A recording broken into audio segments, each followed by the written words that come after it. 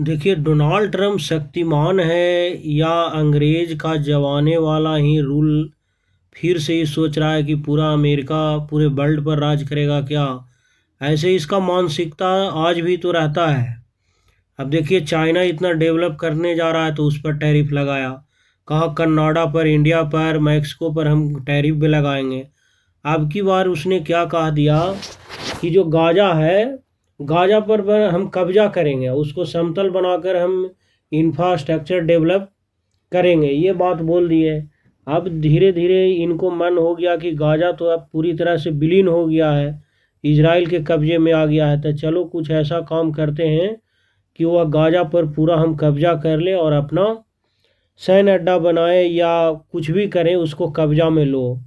तो उसी की न्यूज़ जब मैं पढ़ रहा था आज, तो आया क्या है इसमें, क्या ट्रंप ने कहा कि पूरे गाजा को समतल बनाकर वहाँ इंफ्रास्ट्रक्चर डेवलप किया जाएगा। अब मैंने बात भी एक बिजनेसमैन की तरह ही ये सोचते हैं, और बिजनेसमैन तो है ही है और अमेरिका के राष्ट्रपति बन गए हैं। तो क्या मैंने बात कितने दूर से इन्होंने घुला कर कहे। जब बेंजामिन नेतन्याहू इनके साथ प्रेस कॉन्फ्रेंस कर रहे थे, जब राष्ट्रपति ये बने हैं, तो पहली बार कोई विदेशी मेहमान पहली बार इजराइल के प्रधानमंत्री से ही मिले। ये अमेरिका के राष्ट्रपति डोनाल्ड ट्रंप ने कल यानी बुधवार को ही एक प्रेस कॉन्फ्रेंस की है और क्या कहे कि गाजा पट्टी को अमेरिका के कंट्रोल में लेने की बात कही कि अब अमेरिका का कंट्रोल में रहेगा गाजा। ट्रंप का कहना था कि अमेरिका गाजा पट्टी पर कब्जा करेगा और वहाँ पर रिसोर्ट सिटी बनाएगा। इससे फ़ायदा क्या होगा, तो वो भी बता दिए कि यह पश्चिमी एशिया के लिए रोजगार और टूरिज्म का सेंटर बनेगा। खैर, ये बात को लेकर तो पूरे वर्ल्ड में इनको मैंने बेइज्जती हुआ ही। खुद अमेरिका के लोग ही इनके मैंने विरोध में व्हाइट हाउस के आगे विरोध प्रदर्शन किया।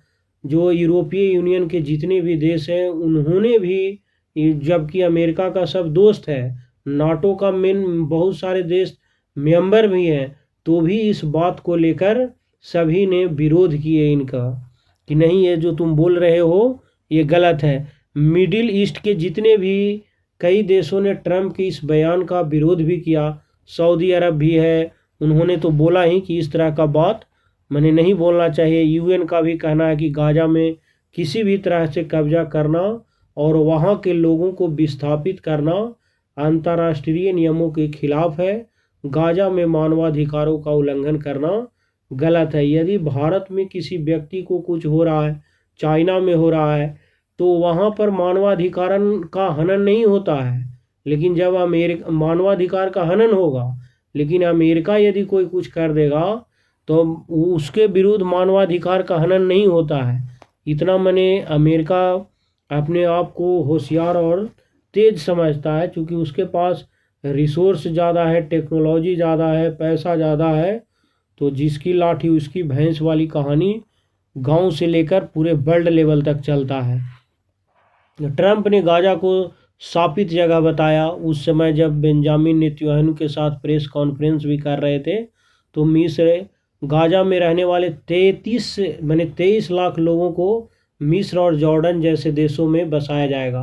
मैंने ये कह रहे थे कि बगल में जो तुम्हारा पड़ोसी देश है वहाँ पर चले जाना, कोई समस्या होगा तो वहाँ हम बोल देंगे रहना, जब हम इसको इंफ्रास्ट्रक्चर पूरा डेवलप कर देंगे तो आ जाना, यहीं रहना।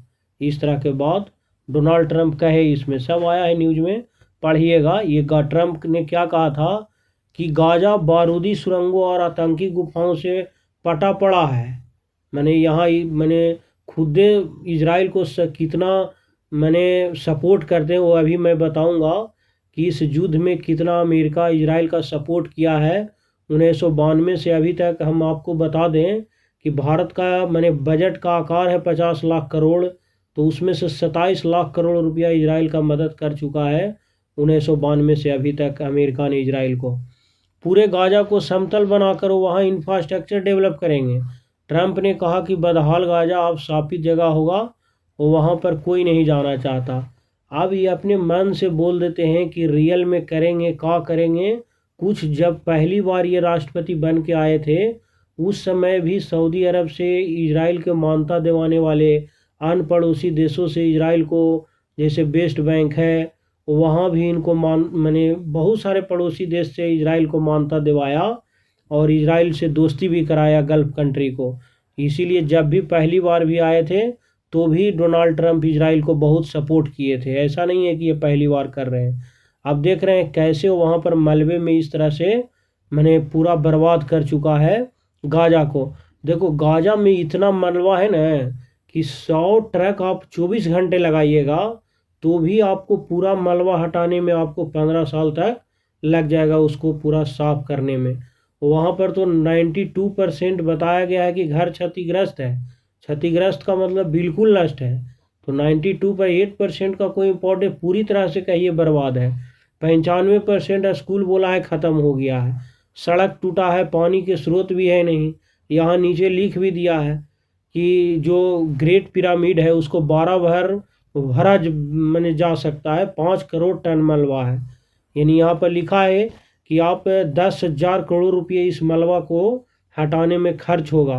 24 घंटे काम लगेंगे, यानी 100 ट्रक, तो भी 15 साल लग जाएंगे इसको ख़त्म करने में। उसके जितने भी पड़ोसी देश हैं वो भी विरोध जताया, जैसे जॉर्डन, तुर्की, ये सभी भी ट्रंप का विरोध किए। ये सब देख रहे हैं, जितना भी देश है आसपास के सब विरोध किए हैं कि नहीं ऐसा नहीं करना चाहिए। स्कूल भी देखिए वहाँ ख़त्म कर दिया है। 36 अस्पतालों में से सभी क्षतिग्रस्त हैं। 17 आंशिक तौर पर चालू है, थोड़ा बहुत चल रहा है।